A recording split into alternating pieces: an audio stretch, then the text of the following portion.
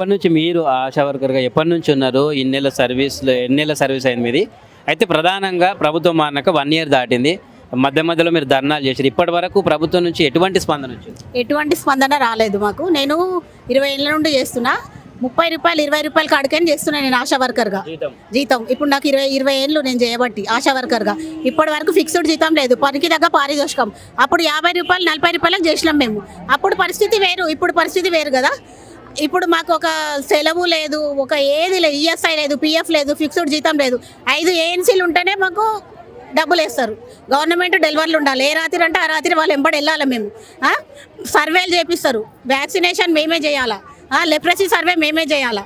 ఇప్పుడు AG personal ఉన్నారు, వాళ్ళు రిటైర్మెంట్ బెనిఫిట్ లేదు, వాళ్ళకి ఈఎస్ఐ లేదు, పిఎఫ్ లేదు. ఏదైనా ప్రైవేట్ దాంట్లో చేస్తే ఇప్పటి వరకు 20 ఏళ్ళ వరకు ఎంత పిఎస్ఐ పిఎఫ్ వస్తుండే మాకు. ఏదైనా రోగం వస్తే కూడా మేము గవర్నమెంట్ హాస్పిటల్కే పోవాలి, ప్రైవేట్కి పోయే అంత పరిస్థితి కూడా లేదు ఇక్కడ. అందరూ చిన్న స్థాయి నుండి ఉన్న వాళ్ళే కదా.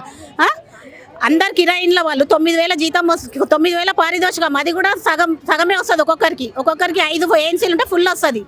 ఆ ఫుల్ కూడా వేయడానికి వాళ్ళని బతిలాడాలా. ఒక సెలవు లేదు, పండుగ సెలవు లేదు, ఒక ఆదివారం సెలవు ఉండదు. ఎగ్జామ్ డ్యూటీ మేమే వెళ్ళాలా, బోనాలకు మేమే వెళ్ళాలా, వినాయక చవితికి మేమే వెళ్ళాలా, అన్నిటికీ మేమే వెళ్ళాలి. మాకు సెలవు అనేదే లేదు. కానీ మాకు ఈఎస్ఐ పిఎఫ్ ఫిక్స్డ్ జీతం కావాలని మేము గవర్నమెంట్ని కోరుతున్నాం. ప్రభుత్వం ఇప్పటి వరకు మాకు ఏది చెప్పలేరు. అందుకనే ధర్నాలకు వచ్చినాం. ఈ పరిస్థితి మాకు మొత్తము ఎక్కడ చూసినా కూడా ఆశాలు ఎంత బాధతో ఘోరిస్తున్నారో ఆ ప్రభుత్వానికి అయితే అర్థమవుతలేదు అసలు. మేము ఎంత గొడ్డు చాకిరి చేస్తున్నాం తెలుసా. పొద్దున లేచినప్పటి నుంచి రాత్రి పడుకునే వరకు ఏ రాత్రి ఏ ఫోన్ వస్తుందో, ఏ రాత్రి ఎవరు పిలుస్తారో ఇదే ఉంటుంది. చిన్న పిల్లల్ని భర్తని వదిలేసిపోతున్నారు. కొంచెం మేమంటే ఏజ్డ్ ఉన్నాం. ఇప్పుడు ఎక్కిన వాళ్ళు, డిగ్రీ చదివిన వాళ్ళు ఉన్నారు దీంట్లో. డిగ్రీ చదివిన వాళ్ళు, 10th పాస్ అయిన వాళ్ళు, అప్పుడు 7th పాస్ అయిన వాళ్ళని తీసుకున్నారు.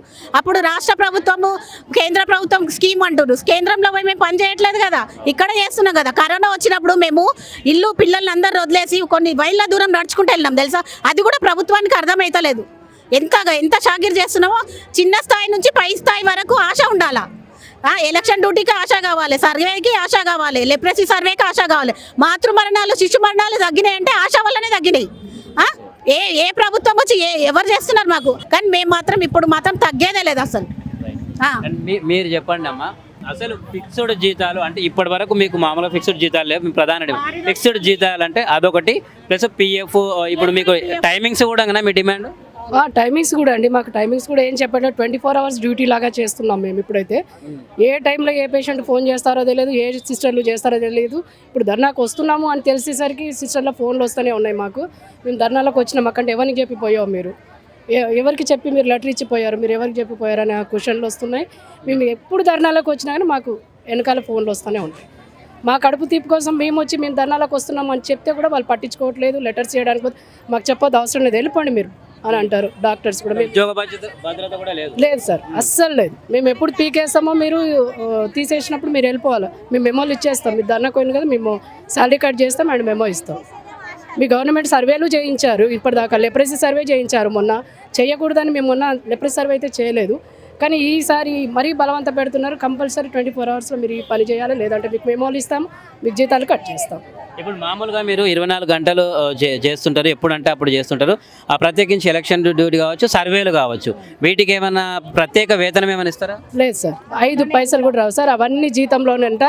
ఈవెన్ జిరాక్స్ తీసుకోవాలన్నా, వాళ్ళ సర్వేలకు పెన్నులు కొనాలన్నా, పేపర్లు కొనాలన్నా అవి కూడా మా సొంత ఖర్చులతోనే మేము చేస్తున్నాం. వాళ్ళు 5 పైసలు ఇవ్వట్లేదు. ఓన్లీ సర్వే ఉంది, వెళ్ళండి, మీకు ఇది ప్రొఫార్మా ఇచ్చారు, అది తీసుకోండి, ఫోన్లో పెట్టాము, దాన్ని జిరాక్స్లు చేసుకోండి, తీసుకోండి, అంతవరకే. మేము జిరాక్స్లు చేసుకున్న డబ్బులు కూడా మాకు ఇప్పటిదాకా రాలేదు. అంటే మామూలుగా బిల్లులు పెట్టుకున్నా బిల్లులు ఎందుకు పెడతారు? మీకు జీతంలోనే వస్తుంది, మీకు బిల్లులు ఎందుకు ఇవ్వాలి? మీకు సపరేట్గా బిల్స్ ఏం లేవు. మీకు జీతంలోనే 9,900 అంటున్నారు, 9,200 వరకే వస్తుంది మామూలుగా అయితే అందరికీ.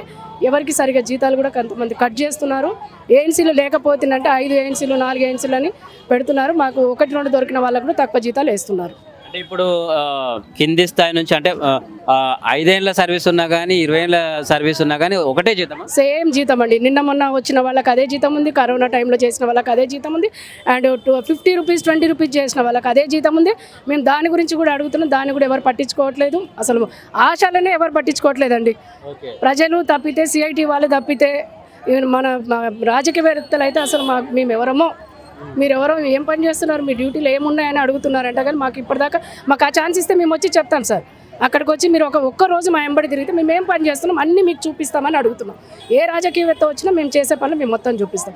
లెప్రసీకి అయితే పై నుంచి కింది వరకు సార్, లేడీస్ కానీ జెంట్స్ కానీ అందరికీ మేమే చూస్తాం. జెంట్స్ అంటారు అమ్మ ఇది రాకే దేకో, అందరు రాకే దేక్లో మై కప్పుడు అవుతారు. ఇట్లాంటి క్వశ్చన్స్ మా ఆశాలకు వచ్చే ఈవెన్ ఇదిగో తనకు కూడా వచ్చింది ఆ పరిస్థితి. అయినా అది విషయం చెప్తుంటే మీరు సమాలించుకొని చేసుకోవాలంటారు సిస్టర్ డాక్టర్లు, కానీ వాళ్ళు వచ్చిన పాపను కూడా పోలేదు. గవర్నమెంట్ కూడా ఎవరు లేదు చేయాలంటే చేయాలి. మీరు ఇప్పటి వరకు ఇన్ని ధర్నాలు చేసిరు, ఎప్పుడన్నా సంప్రదించే ప్రయత్నం చేసిర్రా ప్రభుత్వం? రాలేదండి. కరోనా వచ్చి చనిపోయిన వాళ్ళని కూడా సంప్రదించిన వాళ్ళు లేరు. ఈ మాకు కొంతమంది యాక్సిడెంట్లలో చనిపోయిన వాళ్ళు ఉన్నారు, కొంతమంది హెల్త్ ఇష్యూస్తో ఉన్నాము. అయినా కానీ మమ్మల్ని ఎవరు పట్టించుకునే దిక్కులేదు. మేము ప్రైవేట్లలో చూపించుకోవాల్సి వస్తుంది, గవర్నమెంట్ కొని ఎవరు దేకే దిక్కులేదు సార్. ఆశలు అంటే కూడా లైన్లో ఉండు ఆ పరిస్థితికి వచ్చాం మేము. ప్రత్యేకంగా ఏం లేదు సార్. ఐడి కార్డులు వేసుకొని యూనిఫామ్ వేసుకపోయినా కూడా మన గవర్నమెంట్ కూడా పట్టించుకోవట్లేదు. మీ వర్క్ ఏంటి అని అడుగుతున్నారు. మామూలుగా మా వర్క్ ఇది సార్. పై నుంచి మనిషి తల నుంచి కింద కాలి వరకు ఆ మనిషికి ఏ రోగం వచ్చినా మేము చూసి చెప్పేది గవర్నమెంట్కి. మేము A to Z, టీబీ రాయినదో లెప్రసీ రాయినదో ఎలాంటి వ్యాధులు వచ్చినా మేము చెప్పాలి. హార్ట్ అటాక్ ఉన్న, కుష్టు వ్యాధులు ఉన్న, ఏది ఉండండి సార్, ప్రతి ఒక్కటి, గర్భవతిగా ఉన్న, బ్లీడింగ్ అయినా, పిల్లలు చనిపోయినా, పిల్లలు పుట్టినా అవన్నీ చెప్పేది మేము. కానీ మా శాలరీలు మాత్రం ఇంత తక్కువ, మమ్మల్ని చాలా తక్కువ అంచనాగా చూస్తున్నారు. ఎవరు పట్టించుకోవట్లేదండి మా బాధలు. మేము ఇట్లనే రోడ్ల మీద తిరగాలి, ధర్నాలు చేసుకోవాలి. మీలాంటి వాళ్ళకి చెప్పుకుంటున్నాం. మీ విలేకరుల త్రూగా ఈ మధ్యలో బయటపడుతున్నాయి. ప్లీజ్ మా బాధలు అర్థం చేసుకొని ఏ ఎమ్మెల్యే కానీ మంత్రి గారు కానీ మా ఆశలు నెరవేరుస్తారని 2025లోనైనా మా జీతాలు పెంచుతారని ఒక 18,000 పెంచమని అడుగుతున్నారు సార్. అంతకంటే ఎక్కువ ఏం అడగట్లే. మాకు పెద్ద ఆశలు కూడా లేవు. మాకు 25,000 ఇవ్వండి, 50,000 ఇవ్వండి అని అడగట్లా. మా పిల్లల చదువులకు కొంచెం వచ్చేటట్టన్నా, మేము కొంచెం మంచి బట్టలు వేసుకునేటట్టని ఇవ్వండి సార్. మా కడుపుకు తినేటందుకు తిండికైనా పెట్టండి. అంతేగాని మమ్మల్ని ఇంత తీసి పాడేయకుండా చూస్తే బాగుంటుందని అనుకుంటున్నామండి.